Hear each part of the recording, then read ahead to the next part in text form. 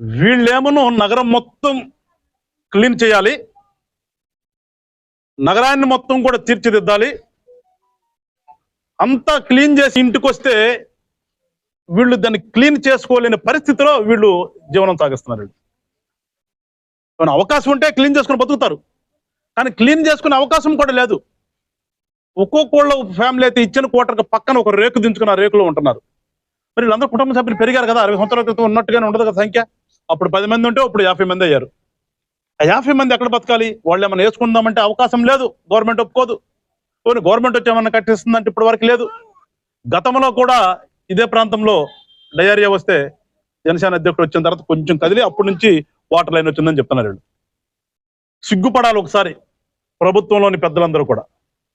ఇంత దౌర్భాగ్యం చూడండి. మున్సిపాలిటీ అంతా వాళ్ళు క్లీన్ చేయాలంట, వాళ్ళు మాత్రం బ్రతకడానికి నివసించడానికి మాత్రం వాళ్ళకి ప్లేస్ లేదు. వాళ్ళకి అట్లాగే చనిపోవాలి వాళ్ళంతా కూడా. ఇప్పుడు ఇందాక పెద్దమ్మ ఏడుస్తుంది, ఇంట్లో ఎవరైనా చనిపోతే ఆ డెడ్ బాడీని తీసుకురావడానికి కూడా దారి లేదు వీళ్ళకి. అలాంటి జీవనం సాగిస్తున్నది ఈ ప్రాంతం అంతా కూడా. దాదాపు 1000 మంది జనాభా ఉన్నారు ఇక్కడ.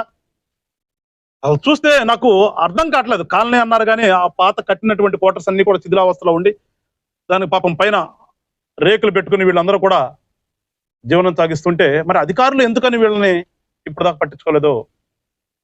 వాళ్ళందరూ కూడా నిన్న మా జనసేన పార్టీకి ఆఫీస్ వచ్చి చెప్తే నేను లోకల్ ఎమ్మెల్యే గారికి చెప్దామంటే కాదన్నా ఒకసారి వచ్చి చూసి వెళ్ళిన తర్వాత మాట్లాడదామంటే వచ్చి చూడటం జరిగింది. ఇప్పుడు ఇక్కడ ఉన్నటువంటి మా నాయకులందరూ మా వార్డు అధ్యక్షులు వీళ్ళందరితో కూడా వచ్చి ఇప్పుడు వీళ్ళందరినీ కూడా తీసుకుని నేను ఎమ్మెల్యే గారి ఆఫీస్కి వెళ్ళి ఎమ్మెల్యే గారికి వీళ్ళ సమస్య చెప్తాను.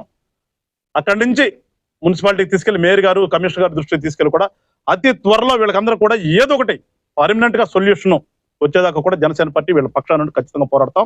ఎందుకంటే చిగ్గుసేటు చెప్పుకోవడానికి ఉండడానికి గుంటూరు నడిబొట్టున ఉన్నారు, కానీ ఎంత దౌర్భాగ్యమైన జీవితం వాళ్ళు అనుభవిస్తున్నారనడానికి వచ్చి చూస్తే కానీ తెలిసింది.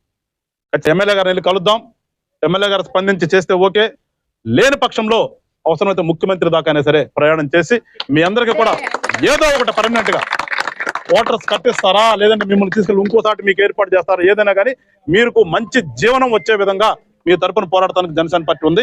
జనసేన పార్టీ తరపున ఖచ్చితంగా మేమందరం కూడా మీరు ఉంటామమ్మా. ఇప్పుడు